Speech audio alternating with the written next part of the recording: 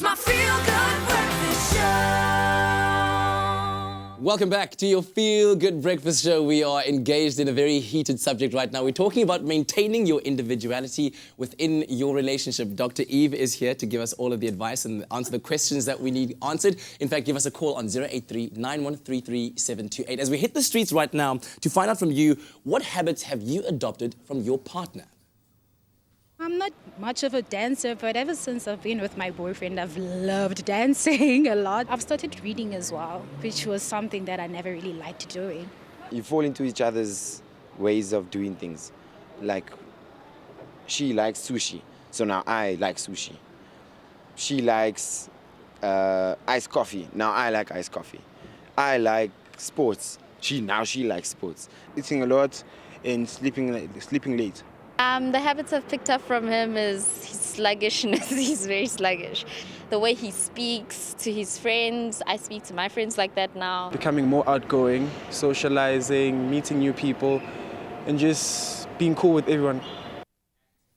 So this is where we differ. I'm looking at that and this guy says she likes sushi, now I like sushi. I'm going, and Dr. Eve says he's losing himself. Is that your honest opinion?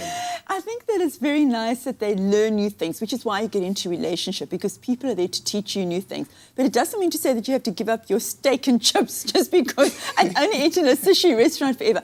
You want to be enriched by somebody's difference, and that is just fantastic. But there has to be space to say, well, actually, we've done enough sushi now. Now it's time to do what I like as well. It's cool. You can both party together. But let's talk about some of the most common habits that partners do adopt from one another. What have you found those to be? It's always about, and you know that we talk a lot about values. People should get together because they have values that are in common, not only interests that they have in common or activities or behaviors that they have in common. So it's a value system. Like, we really do believe that we need to spend time with family. We believe that maybe child-centric lives are really good. Or we believe that being partners are the most important thing. Or we believe that sport is something which is really important to us. Or living a healthy lifestyle is important. You know, if somebody is really going to be hanging out in a bar, and I don't have a judgment against it, or drinking a lot of alcohol, doing a lot of dope, and the other person doesn't believe that it's a healthy lifestyle, there's not going to be a relationship. There isn't what you refer to as teamwork. It's not going to really happen. Yeah. I think the latter example that you mentioned is an obvious one, but when it comes to adopting certain characteristics or qualities from our partners, how do you decide whether this is a good quality and a constructive one to have or a destructive one? When it makes you feel good. Any relationship, I always say to the person, when they say, I really love this person, it's like, well, how do you feel when you're with that person? And they say, well, I feel alive, I feel happy, I feel as if I'm in love with myself. I like who I become when I'm with that person. Yes. So that means that there is an individual that is triggering off individual traits inside of you that you really, really enjoy. And that gives you the confidence and the courage to go and be the individual, not to be blended more with this person.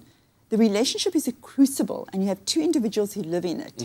And that relationship should give you the freedom and the confidence to be able to go and be the individual in your real world. And I keep saying, you come back and you are alive. That relationship thrives, it grows, it becomes an interesting relationship. If you're going to be somebody who says, no, you can't go and play golf, or no, you can't go and party with your friends, you're going to lose that individuality that you fell in love with.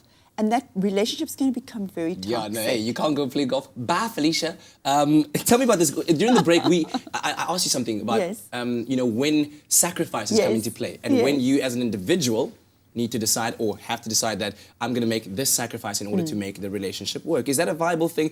Should you be giving up certain elements of your individuality in order to make the relationship work? No, look, I mean, I'm absolutely rigid around that. I don't like the word sacrifice.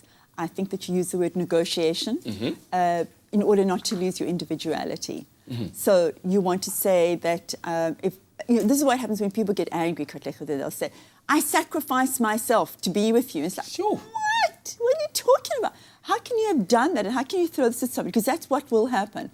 I sacrificed my time with my family or time with my friends or giving up my sport to be with you. That is absolutely a relationship that is going to be doomed if you can throw that. That's why you don't begin a relationship by saying, I'm sacrificing.